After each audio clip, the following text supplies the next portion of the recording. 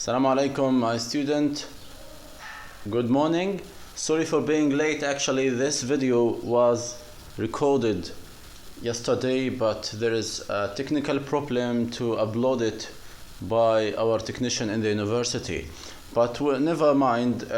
Today, after reader response, last time I uploaded to you something about imperialism by reader response theory, but in the same time it was totally linked to colonialism and post-colonialism theory. What I showed you last time in the PDF file that I sent to you, it's a pathway to the new literary criticism theory. And in the 20th century, a lot of writers, authors discuss that topic, and they are showing their opinion based on their work or literary work, from poems, novels, short stories. A lot of stories already invented previously in the 20th century and till now in the 21st century. Some literary work discussed by the effect of colonialism, and this is called post-colonialism.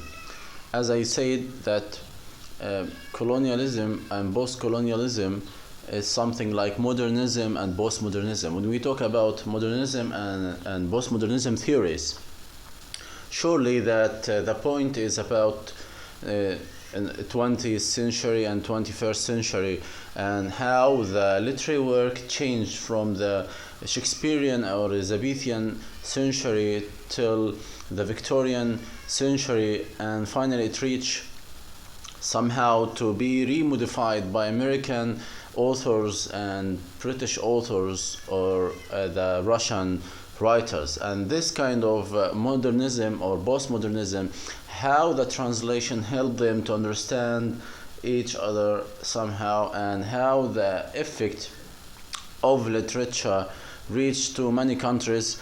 And for sure each author has his own way to reflect one idea in his mind, why he wrote this work and for what purpose. So the purpose is totally clear.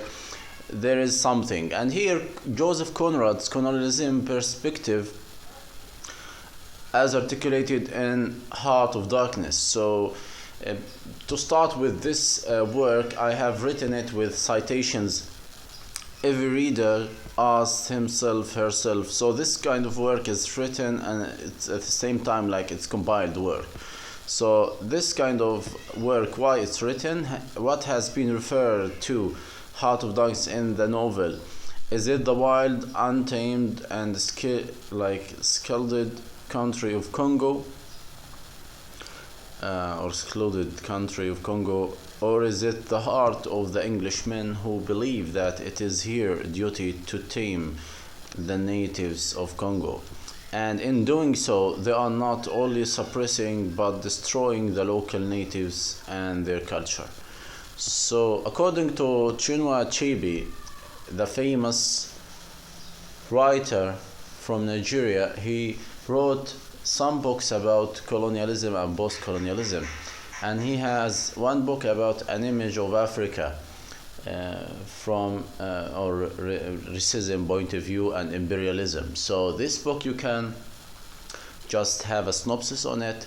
And in his book he said the novel, it means Heart of Darkness, displays colonialism. So to define colonialism, it's about the relationship between colonized people and the colonizer. So in Heart of Darkness, we realize that England sent some people, white people, to Congo, and it looks like they are already have the superiority and they colonize the Congo. So they consider as colonizer and the colonized. So colonized people, or they are the native people in Congo. They are black, they are uneducated, and they just slaves. They follow what Kurtz, this character who is the master of the native people there, based on the company, and Marlowe is just a follower. He wanted to know what's going on here. So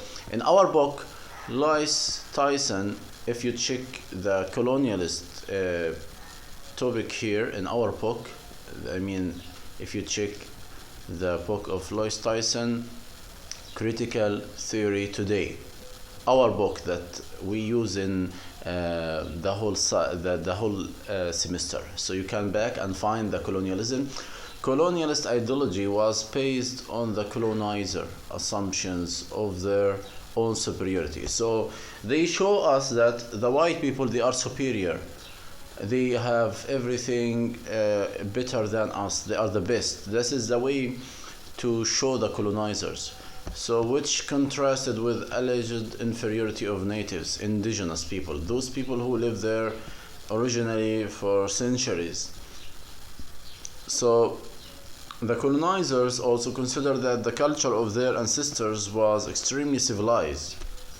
So this is another point for colonialism. The purpose for colonialism, like they said that we are colonizers, in the same time we are civilized people, we are educated.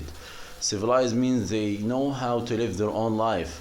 So they have to teach native people who are savage. Savage, it's the opposite word of civilized. So savage means they have no clear attitude, and they can be cannibals or killing each other. They have no law, no rules control them. So that's the way of savage. Or extremely or undeveloped, like they are still like living very normal life from the previous centuries. They still without like vehicles, without transportations, without any kind of inventions. So this is the point of the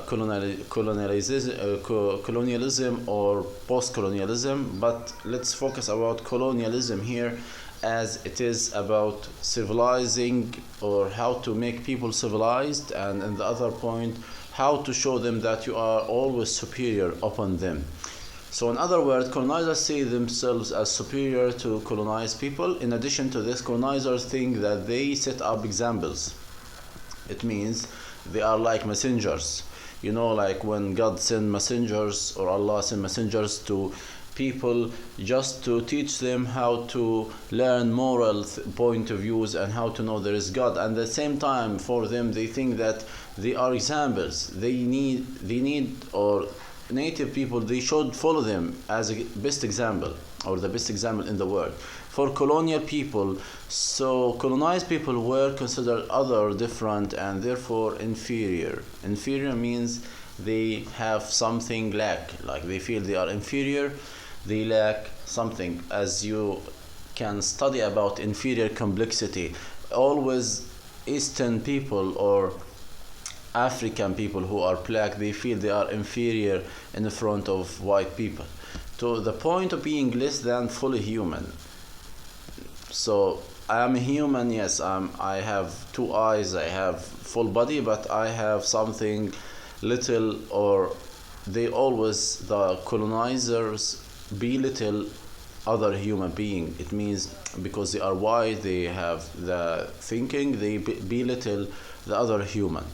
So that's the reason why colonized countries divide the world into two different parts. While they are named as the civilized, the natives are called them the others or savages. Sometimes they say others and savages. This is called binary opposition. We use it so much in our theory, like this theory, colonialism. We have always to focus on binary oppositions, how to show the two parts, the colonizers and the colonized, those colonized people who are in their own original country. And here Conrad in the novella apparently obsessed with the primitive nature. Primitive means original nature, like the nature of Africa. It looks like that's why they say heart of darkness. If you look at Congo, it looks like it is in the middle of Africa, and he wanted to show us that this is the heart. If you look at Africa from the map, or in the map, you will find it is like heart, and you will find Congo, it's like in the middle of it, it's like a heart also. And darkness, because many people all over the world, they define Africa as the darkest continent. So this continent is considered a dark continent. That's another name or another word that being given to Africa previously. So here the point, there is a danger in interacting with people and places who haven't yet conquered that savagery, because the savagery could engulf the civilized and lead them back to primitivism. So this is the point, how they show that those people, they will always carry their own danger, and when you interact with them, they will have that savagery point of view with them, and you cannot consider them as as people who are already how to say, we cannot really guarantee their own behavior. That's why they say that point, like they say that the primitive, or how to look at their own originality. Okay, well, after we reach the talk about Marlowe, so Marlowe is a narrator, and we say that he's narrated all the novel, and he depicted the point of view of who? Of the writer, of Joseph Conrad. So the writer's idea was reflected through Marlowe. This is the point here. This is the same like Gatsby. He reflected the author when we talk about the Great Gatsby, but the author didn't show his point of view through the Gatsby, but he showed him, or his way of point of view or perspective, from Nick Carraway. So Nick Carraway, same like Marlowe here. Nick Carraway narrated what the author of The Great Gatsby wanted. When we talk about the writer of The Great Gatsby, we can recognize that how he used Nick to narrate all the novel, and here how Joseph Conrad used Marlowe to narrate all the story or novella. Marlowe would like to hide immoral activities of the Europeans. So this is very clear from his listeners, since colonialism proves the corruption of the Europeans in Africa. In Heart of Darkness, the natives remain an element of fantasy for Marlowe until he meets them. So when he meets them, these natives present the interruption of European fantasy for a moment. That is, they are real and shock for Marlowe.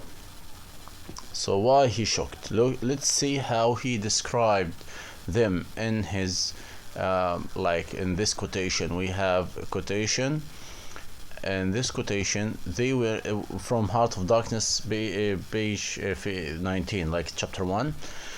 They were not enemies, they were not criminals, they were nothing earthly now, nothing but black shadows of disease and starvation lie confusedly in the greenish gloom, brought from all the recesses of the coast, in all the legality of time contracts, lost in uncongenial surroundings, fed on unfamiliar food.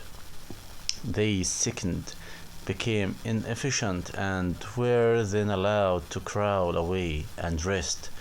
These moribund shaped were free as air and nearly as thin. So the point, it looks like he totally dehumanized those people. He dehumanized the people in Congo, and this is how he described them in this quotation, long quotation. You can go back and read this novella if you have free time. The novel is a story of an explorer, Malo, who in search of adventure agrees to captain a ship headed for Congo carrying certain goods. So he's a salesman or seaman, not sales, seaman. He wanted to be a captain and he should lead the ship to Congo to carry some goods. He didn't know exactly what are the goods from there or what are the products, but later he realized it's about ivory trade.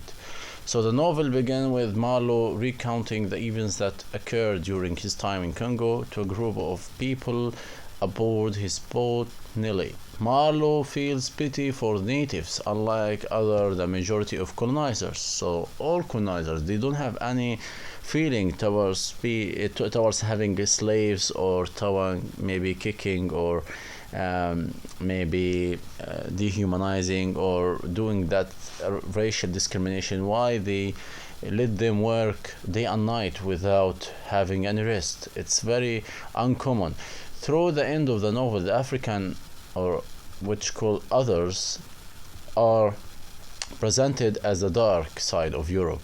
Their situation is shown as a consequence of historical distance. Explanation may seem to strengthen the concept of the Europeans as civilized, enlightened, at a more advanced state of intelligence and ability than African. However, I claim that there is no distance between Europe and Africa, contrary by various scholars, as Conrad attempts to deconstruct his common belief in Heart of Darkness. So there is no distance. It means because of the colonization that happened to Africa. The natives became the unfortunate victims of harsh words like black beasts. So how the colonizer always talked or called them with names like black beasts. This is inhuman during Malo's description of the country and its people. The condescending attitude of the European mindset toward Africa and its natives is vividly brought out when phrases and terms like black shadows and naked breasts, arms, legs, and glaring eyes are used to describe the natives.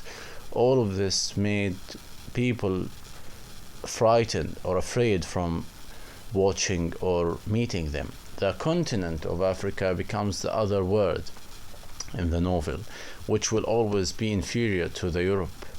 The colonial and imperialist mindset believes that the civilization of the natives is their duty, and this led to emergence of the term white man's burden. The white men, being superior to everyone, are required to educate and civilize the rest of the world. Heart of Darkness reveals the violence and brutality through Kurds, who is the chief of inner station, like this station, the company that England had in Congo. Kurds has, and this is Belgian, it belonged to Belgian king as well. Kurds has a lot of abilities from art to music, although he's a cruel man. Malo says that Kurds was a remarkable man.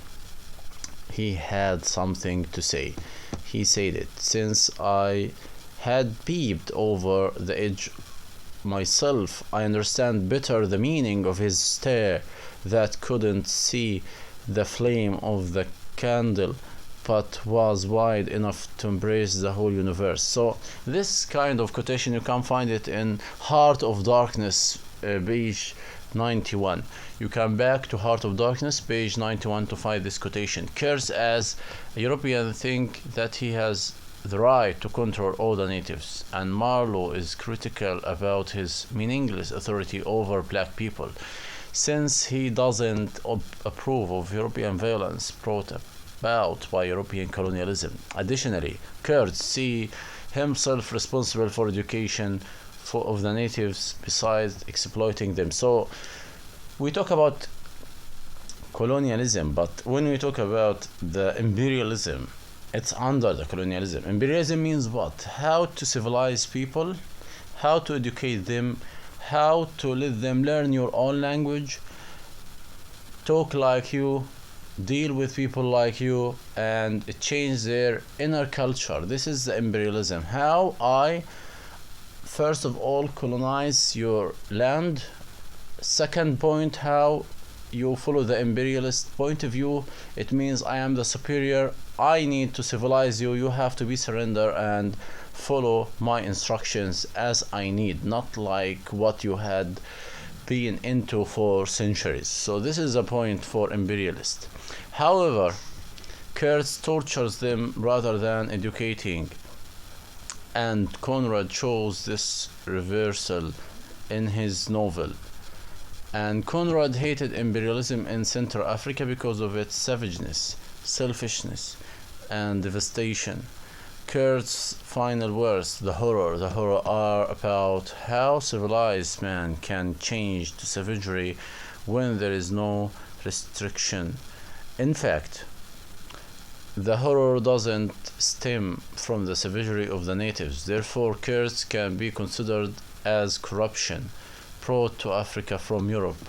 So Kurtz is another real picture of European people and how they dealt with natives or original people in their own country.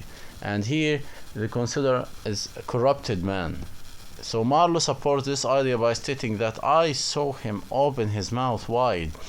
It gave him a weirdly voracious aspect, as though he had wanted to swallow all the air, all the earth, all the men before him. Kurt's image of savage, greedy colonizer can be regarded as a subversion of European colonialism. So that's the point here about Kurtz. It reflected savage, greedy colonizer and also subversion of European. So these bad words about him, it's by the narrator, by Marlowe. And his death proves that colonialism gave him both to colonized and the colonizer. It means at the end of the novel we realize that Kurtz already died by the natives, and when he died also Marlowe back and lied to his wife and said he died, and instead of saying horror horror he said your name. And this is also how the European people always back to show how they win or how they are always winners. They didn't show how the loss was there. So it is very clear without any debate that the novel comes across as very racist and offensive to not just the natives of Congo but to all that belong to Africa. And Joseph Conrad himself a racist, considered a racist. Why? He was through the character of Marlowe expressing everything he saw and experienced. This has become a hot topic to debate between English literary critics all over the world. Why Joseph Conrad avoid to describe Kurtz with very harsh words? Why he just described the natives? Why Marlowe didn't describe or didn't say a lot of bad words against Kurtz? So it's just little.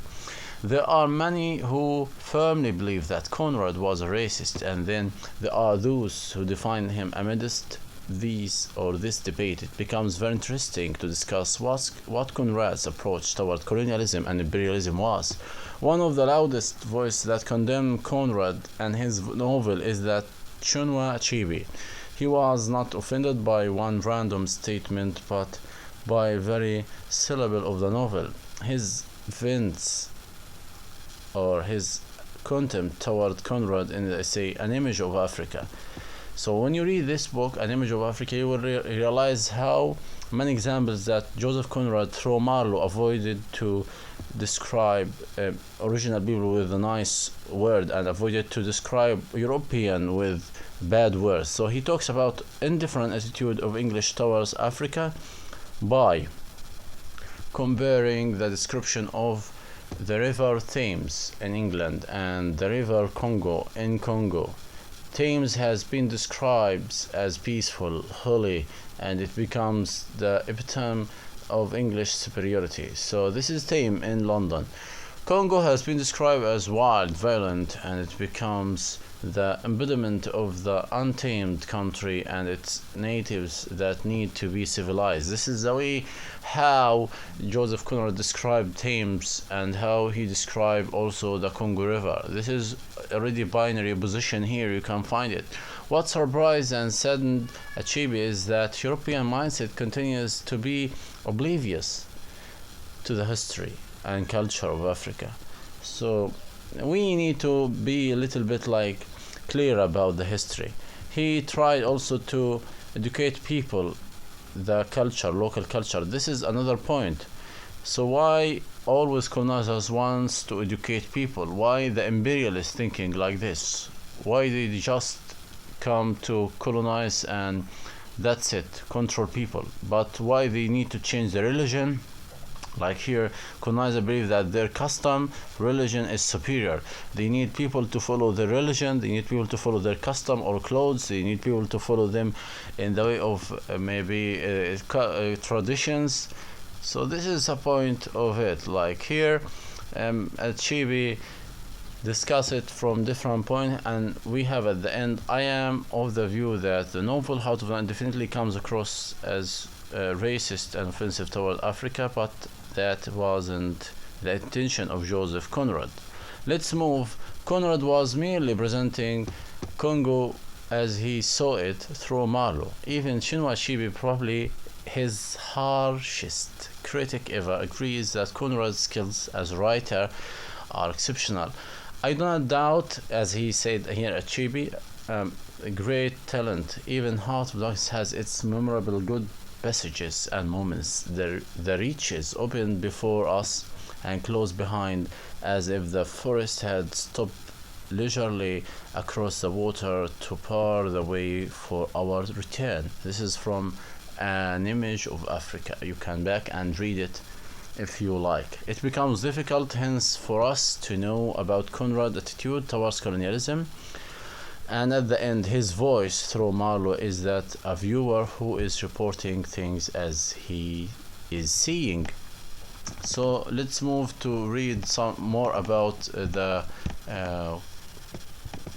colonialism. Here Conrad and his contemporaries mindset was limited by their time. His intention wasn't be a bit offensive, and also his supporter, he definitely not supporter to colonization, but in the same time he like his animal like description of natives, like he described natives like animals. Conrad, I believe, he didn't support it. This is one point of critic. At the end of it, like here we can recognize like Edward Said in Two Visions in Heart of Darkness. He wrote something.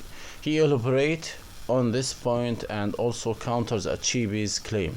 So Edward Said, who is a Palestinian origin and he's American as well, he lived in America.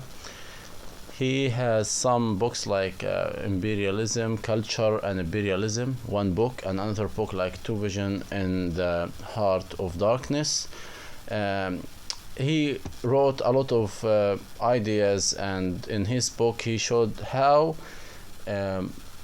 Orientalism can be. So if you look at Edward Said, he wrote Orientalism الاستشراق، ترجموها الاستشراق، لكن هي ممكن تكون انه مش الاستشراق بس، انه هي تعديل اهل الشرق في عاداتهم، يعني التعديل على عادات الشرق وجعلهم يتبعون الغرب، فالاستشراق بهذه الفكرة. So Orientalism by Edward Said, you can read it, and you can read the Culture and Imperialism, الإمبريالية أو الاستعمارية, and you can check out some information. So here he or also counters Achebe. According to Said, Conrad was a product of his times, and it wouldn't have been possible for him to imagine a world where colonialism doesn't exist. Another, the depiction of fog and mist over the Congo and Thames rivers respectively reveal this comparison better, where the mist over the Thames is depicted as all-encompassing darkness and impenetrable blackness, as it were. The mist over the Congo is described as blinding white. So this is, you can find it in Heart of Darkness, page 52. Thus the mist is supposedly primitive Africa. What do you mean by mist? Like something dirty, but Thames is clear. So this is dark continent has illuminating properties. It is light, or its light is so bright that one cannot see, but over the Thames there is only darkness. So before we see the conclusion, I want to say something. Kurtz worked in a company for trading the ivory. So he asked the slaves to bring the ivory from the elephants, and they collected it in the ships, and that's why they need to move in the jungles. When they come into the jungles, they from time to time they fought with the natives original, and that's the reason at the end Kurtz already died. So they saw the master already died, and this is one of the loss they need to show people, or Conrad wanted to tell people, even you colonize the country or you occupy the country, but you have to lose something at the end. And they had already one death in Kurtz, even he is white man, but he died. It's like kind of depiction. There is no guarantee of white people to be superior all the time. Sometimes they have to die, and sometimes they need to follow their own what we call the will that God given to them. They have to die. This is their own destiny. Conclusion. Heart of Darkness portrays the activities of imperialists and colonialists in the dark continent of Africa. Europeans tried to claim that they did their utmost to enlighten the people of Africa so that they may become civilized, to bring changes in the savage ways of living of the black people was endeavor of the white people. The attempt to bring ignorant black people out of their ignorance by using the civic manners of the white was what is called morality of the colonialist. But the fact is that none of these values was accomplished. European exploiters are called by Marlowe as looters, burglars, inefficient and selfish. So that's the description for European, because they exploited and they use the natives. The European white men in Africa are parasites. They are hollow, or they have no morality. They are also collapsible because their society institutions are incapable to hold them up. Ivory has become the idol of the foolish run of European pilgrims. Pilgrims, like as we have pilgrims went to Mecca for doing the pilgrimage. European also, they have kind of how to say, capitalist thinking. They need money, they don't care about people. That's why they depicted them as European pilgrims. And Kurtz is no exception. All Europe contributed to the making of Kurtz. It can be concluded that Europeans failed to practice their morality in Africa. On the other hand, they crossed all limits of brutalities in order to fulfill their lust for power and wealth. In consequence, after we finish our description about colonialism and imperialism in the same time, we have post-colonial analysts. So post-colonialism, it means what? The readers of Africa, like in Africa, suffering from or pain caused by European colonization. That's the post-colonialism after they left. So if we talk about colonialism, it means the time the country already, like England occupied us, as now we are in Palestine, Israel occupied us, but we still under occupation. But before British army was occupied the Middle Eastern countries, some Middle Eastern countries, and one of them is Palestine. So after it, the period before we got occupied by Israel, like 1 year between 1945 till 1948, that's the time which called post-colonial. It means after the colonial people or colonizers left, what happened to people? So the post-colonial, here they say, what are the sufferings and pain caused by European colonization, or what are the effects of that colonialism or that occupation onto people. The novel generally focuses on the moral conflicts of European exploration of Africa, and at the end we have cited work here. You can look at them. Thank you very much for listening to me, and you can raise some question. Before I end, you can read the novella again, find some issues. When we talk about colonialism, just describe the situation as it is, like how any country can already occupied. Like if you talk about Iraq or Syria right now, so Iraq, after the American army left, they still suffer a lot from bridging the gap. That what happened to their loss, a lot of people died, a lot of people they still without any like safety, and the Americans still use their oil for their own benefit. They exploited them, and that's the topic that you have to discuss about colonialism or post-colonialism. Later on you will find you have that kind of discussion. You will discuss the ideas based on colonialism or colonialist point of view. Read Great Gatsby and find whether there is an idea about colonialism or not. Is there any point of view about it or not? I don't think there is any colonialist point of view, but there is a way for exploitation. Thank you very much again for listening, and see you later.